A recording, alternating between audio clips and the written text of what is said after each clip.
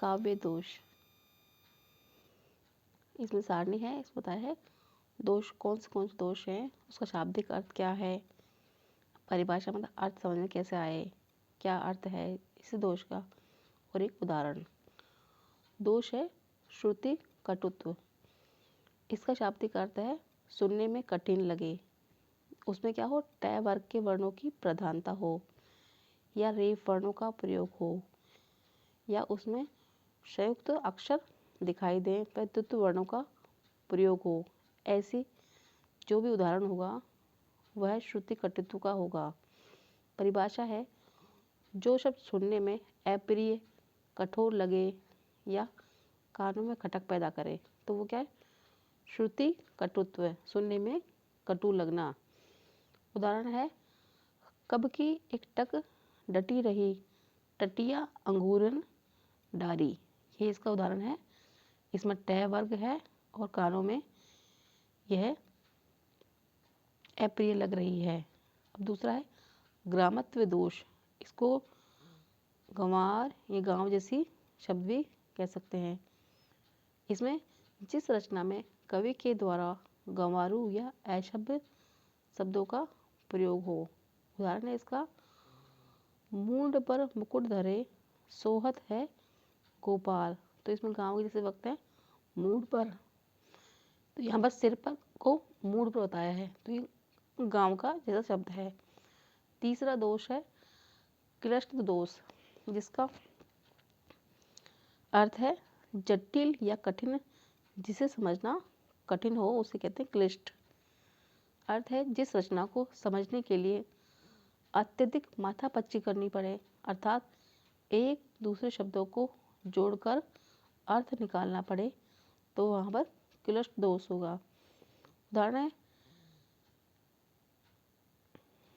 तुम इसमें रति न फेर, हेम सुता पति वाहनी प्रिया। तुम इसमें रति न फेर, तो है हेम सुता। तो ये अर्थ क्या है, समझ में नहीं आ रहा है कि हेम सुता कौन है, लेकिन फिर हम थोड़ा सा देखते हैं समझते हैं। हेम सुता का अर्थ है हिमालय की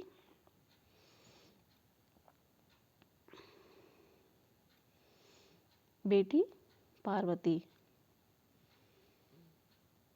तो फिर हिमालय की बेटी पार्वती हुई, तो इसमें क्या है, उसके पति का वाहन, तो उसका पति शिव है, शिव का वाहन बेल है। तो इसको बहुत समझने के लिए माथापच्ची करनी पड़ी, क्लिष्ट दोष। अगला है अप्रतित्व, दिखाई न देना। जहाँ वाक्य में अर्थ तो होता है लेकिन प्रतीत नहीं होता, इसमें लोक प्रचलित अर्थ ना होकर शास्त्रीय अर्थ होता है। जैसे ये तल बसी दुख देत है, ये तेरे अनुभव। तो अनुभव इसमें जो चेष्टाएं वो इसमें दिखाई नहीं दे रही हैं, तो यहाँ है अप्रतित्व दोष। अगला है अक्रमत्व, रचना में क्रम का भंग होना। तो अक्रमत्व में क्या होता है, ये शब्द पर आधारित होता है। अक्रमत्व का अर्थ है शब्दों का प्रयोग उचित स्थान पर न होकर किसी अन्य जगह हो, कारक चिन्ह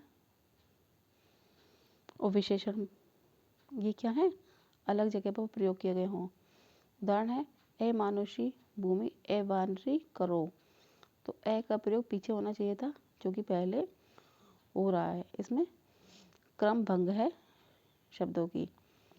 अगला है दुष्क्रमत्व, जब किसी वाक्य में शब्दों का प्रयोग लोक मान्यता तथा शास्त्रों के विरुद्ध हो। दुष्क्रमत्व दोष जहाँ होता है वह अर्थ पर आधारित होता है।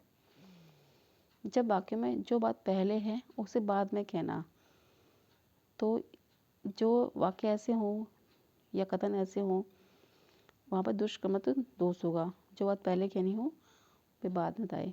मन की उदाहरण है मन की तो क्या चले, पवन भी हार मानता है गति से।